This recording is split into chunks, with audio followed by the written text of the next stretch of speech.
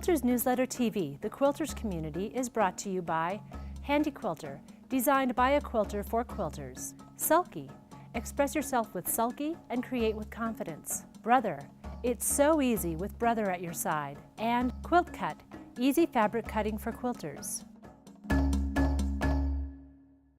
Hi, and welcome to Quilters Newsletter TV, the Quilters community. I'm Mary Kate Carpetras, and we are back here at International Quilt Market in Houston. We are here for the second episode of our interview with Karey Bresenhan and Nancy O'Brien Puentes, who are the driving forces behind Quilts Inc., Quilt Festival, and Quilt Market. And we're going to hear more about when they expanded it to Europe.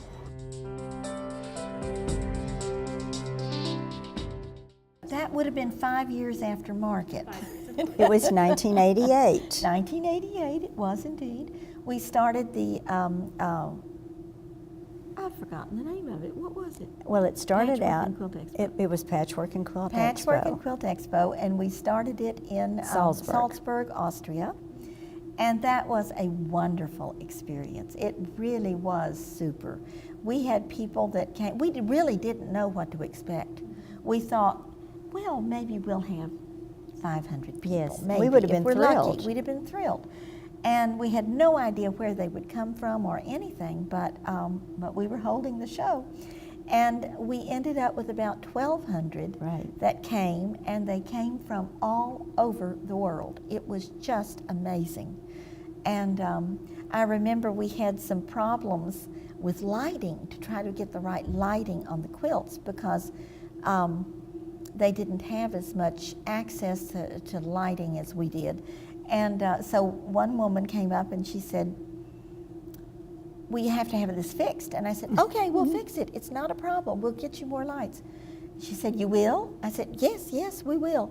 And then about 2 days later, I was talking to an art historian who was, I think, German. And she said, we Europeans, we're very good critics. We criticize very well. And I said, well, we're Americans and we fix things. Well, and they learned to appreciate that and also. They did. They learned to appreciate it. And we learned how talented they were and what nice people they were. And we ran those shows. Lovely. 20 years. Mm-hmm. It was difficult at the beginning because starting a business overseas was something that a lot of large American companies had never even thought of doing. And fax machines. Fax machines. We got a fax machine to be able to get in touch with them and found out that our counterparts in the convention bureau in Salzburg didn't have one in their own offices. They had to buy one. So that's what got us into electronics, I guess you could say. I think that's right. But we were probably one of the first in Houston to get a fax machine, and boy, did we love it.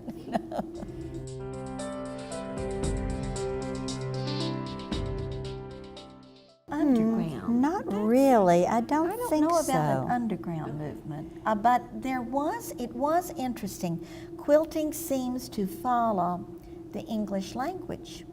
So when you had, or it did at that time, where you had a situation where maybe the American Armed Forces had been there, maybe there were women with them, maybe wives came, maybe they raised children there.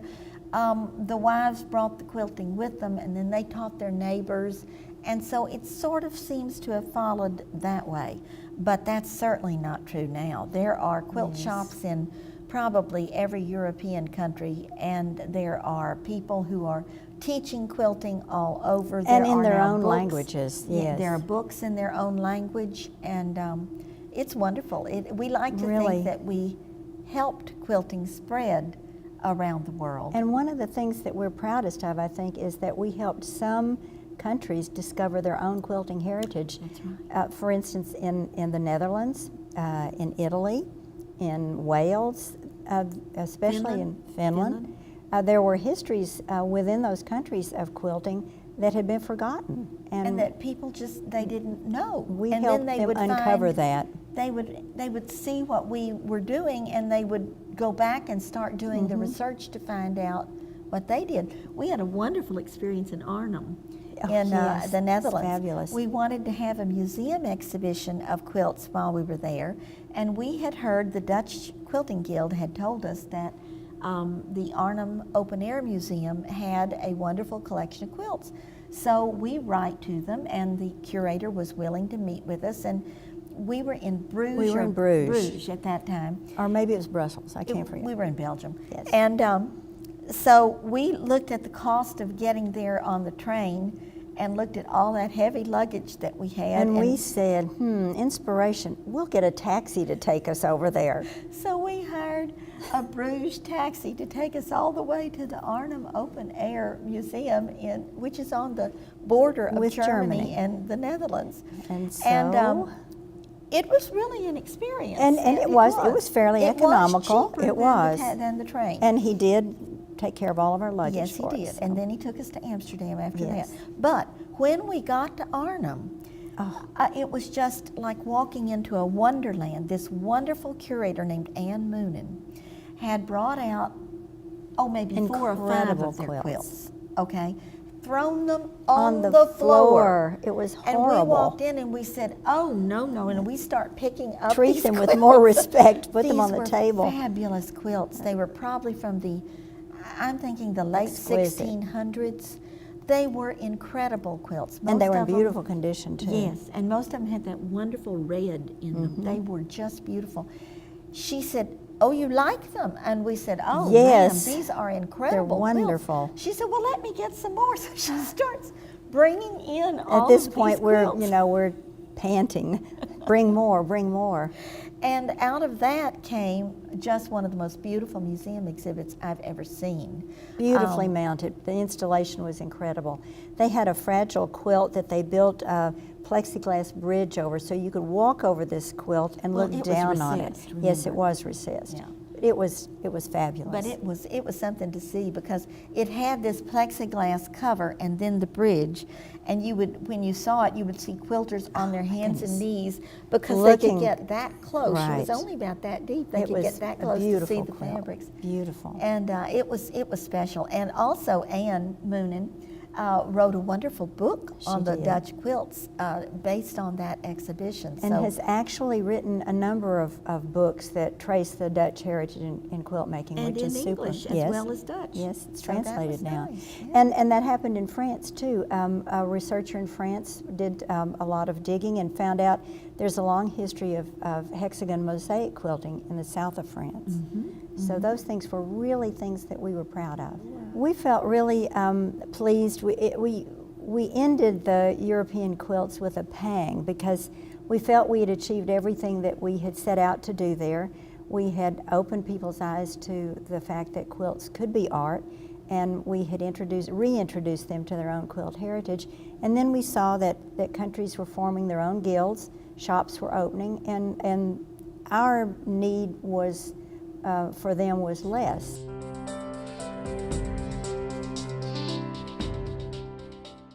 What we had Timing wanted was to right. do was to spread the knowledge of and appreciation of quilting around the world, and basically it. we've done it, at least around that part of the world. And so we decided to retire at that point from Europe, and there were other opportunities that had opened Yes. in America that we needed to pursue because this still is the largest collection of quilters anywhere in the world. It's And right here in the quilting United States. suppliers also. Right. So after that, we started Chicago.